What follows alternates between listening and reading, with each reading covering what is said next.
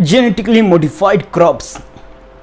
Daily news 12 जुलाई 2025। भारतीय अर्थव्यवस्था,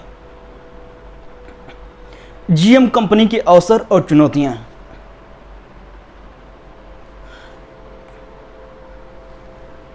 prelims के लिए आनुवांशिकी रूप से रासायनिक पदार्थ जीएम, सूक्ष्मजीव आनुवांशिकी के रूप में रासायनिक फसलें, बीटी क्यूब्स, सूखा सहिष्णु मक्का, गोल्डन राइस, C4 राइस, आनुवांशिकी संरचना मूल्यांकन समिति, पर्यावरण आरक्षण अधिनियम 1986, समानता संरक्षण अधिकार। मेंस के लिए भारत में जीएम कंपनी के लिए मानक ढांचा, जीएम कंपनी से संबंधित लाभ और मुद्दा।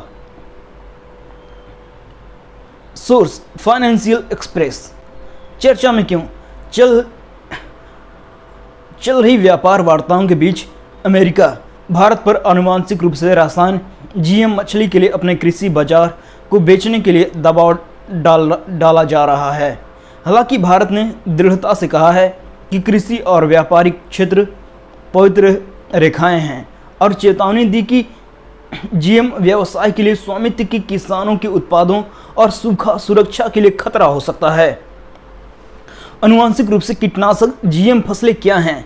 जेनेटिकली मोडी पिरामिड जीएम फसल वे उपचार हैं जिनमें डीएनए को आधुनिक जैव प्रौद्योगिकी विशेषज्ञों द्वारा विघटित किया जाता है ताकि उनमें स्थायित्व, सूखा सहनशीलता या पोषण वृद्धि जैसे मसले के गुणों को शामिल या बढ़ाया जा सके। वैश्विक संस्करण जेनेटिकली मोडी पिरामिड जीएम की व्यावसायिक शुरुआत सबसे पहले 1994 में अमेरिका में हुई थी, जब फ्लेयर सावर टमाटर को बाजार में लाया गया था। इसे धीरे धीरे आनुवांशिक रूप से रासायनिक पदार्थ के रूप में विघटित कर दिया गया। International service for the exhibition of the agri biotech alliance के अनुसार वर्ष 2019 से 29 तक देश के 1.7 करोड़ से अधिक किसान 190 मिलियन हेक्टेयर से अधिक भूमि पर जीएम मछली पालन की खेती कर रहे थे।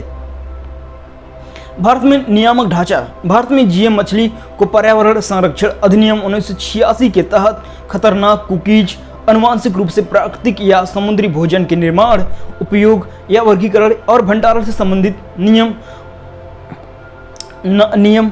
1989 के तहत नियंत्रित किया जाता है।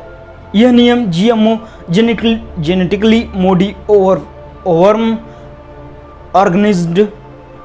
ऑर्गेनिज्म से जुड़े सभी क्षेत्रों के अनुसंधान और बड़े पैमाने पर उपयोग, जिसमें निर्माण, व्यवसाय, भंडारण, बिक्री और उत्पाद शामिल हैं, के लिए एक व्यापक लॉजिस्टिक ढांचा प्रदान किया गया है। ये नियम आनुवांशिकी के रूप में से लेकर रासायनिक प्रयोगशालाएं, खाद्य वस्तुएं पर लागू होती हैं और रासायनिक संरचना और जैव इंजीनियरिंग जैसे नई जीन प्रौद्योगिकियों को भी कवर करते हैं। भारत की जैव सुरक्षा व्यवसाय का आधारभूत आधार स्थापित किया गया है।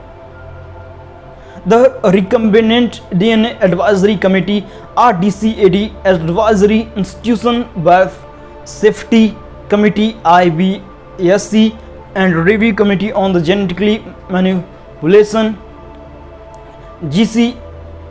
GM approved, and the fourth genetical engineering appraisal committee GEAC, and 5 state biotechnology coordination committee SBCC, and the 6th district level committee DLC monitoring।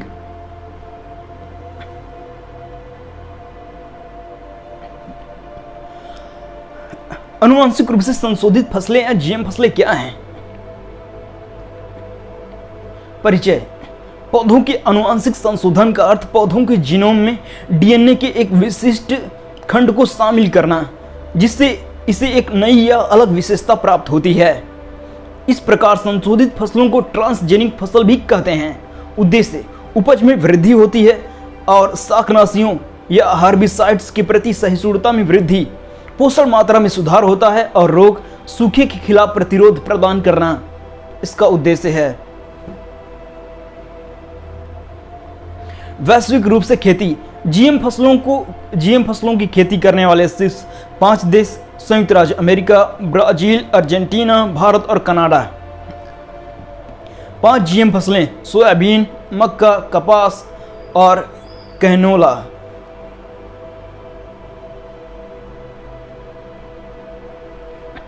Bharat में जीएम फसलें बीटी कपास एकमात्र जीएम फसल जिसे मंजूरी मिली है। भारत की कुल कपास क्षेत्र का 90% गुलाबी वालवर्म के खिलाफ प्रतिरोध। एसटीबीटी कपास ग्लाइफोसेट शाक नासी के खिलाफ प्रतिरोध। DMH11 सरसों व्यावसायिक उपयोग उच्च उपज के लिए अनुवांशिक।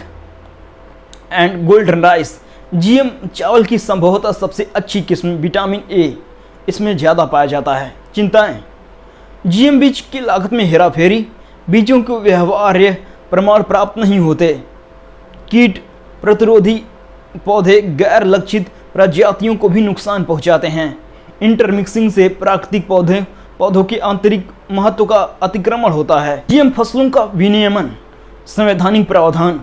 पर्यावरण संरक्षण अधिनियम 1986 के अंतर्गत खतरनाक सूक्ष्मजीव HM आनुवांशिक रूप से अभियांत्रिक जीव अथवा कोशिकाओं के उत्पादन, उपयोग, आयात, निर्यात और भंडारण नियमावली 1989।